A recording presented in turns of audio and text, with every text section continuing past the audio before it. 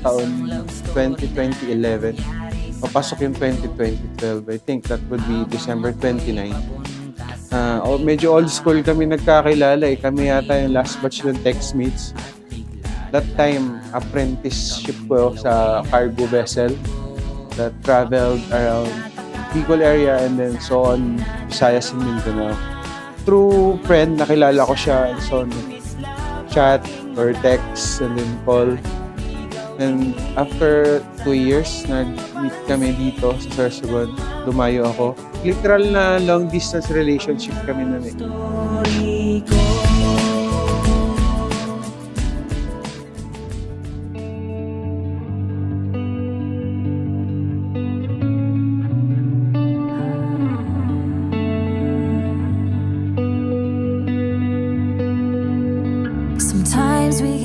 So, siya naman ang una nag-text.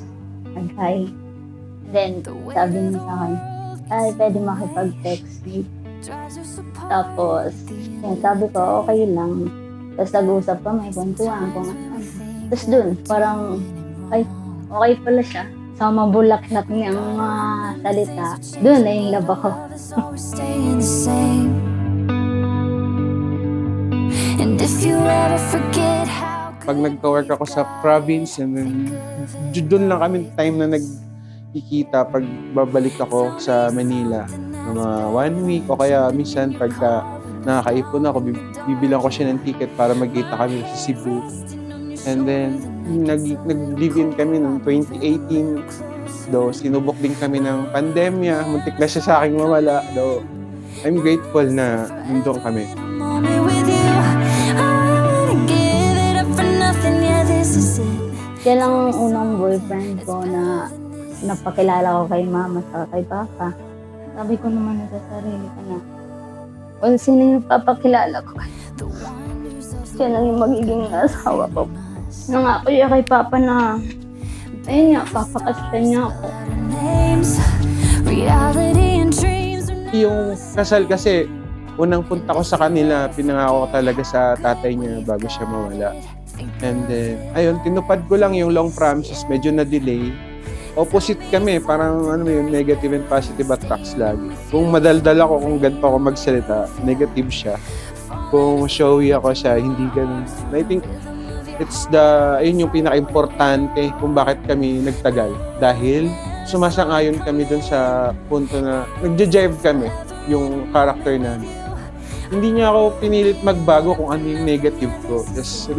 Just na-realize ko lang na hindi niya kailangang isabihin na idikta na you have to change kung ano yung negative sa'yo. Kumbaga, siya na lang yung naging dahilan para makita ko kung ano yung dapat kong baguhin sa sarili. Yeah, there's nothing better than this. Ma, thank you sa lahat. Tinupad mo yung sabi mo kay papa. Yung papakasalan mo ako. Siguro, si papa mo pinakamasaya. Bawasan mo yung pag-inom mo lahat, gabi-gabi. Mga pinaranas mo na bagay na di ko naranasan noon. Yung binigay mo sa akin. Maraming salamat.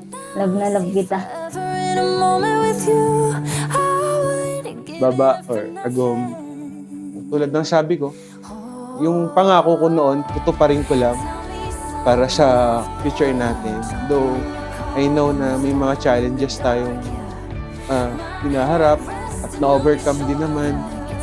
Wala naman akong ibang hinihiling sa'yo kundi mamalagi ka lang sa piling ko. At the end of the day, wala akong ibang aasahan na katuwang sa buhay kundi ikaw. Sinubok na tayo ng panahon.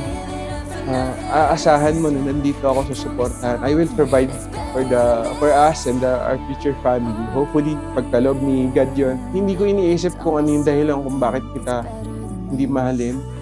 Mas madalas kong isipin kung ano ka at kung bakit kita minahal. Mahal na mahal. Sana maging masaya ka sa feeling ko.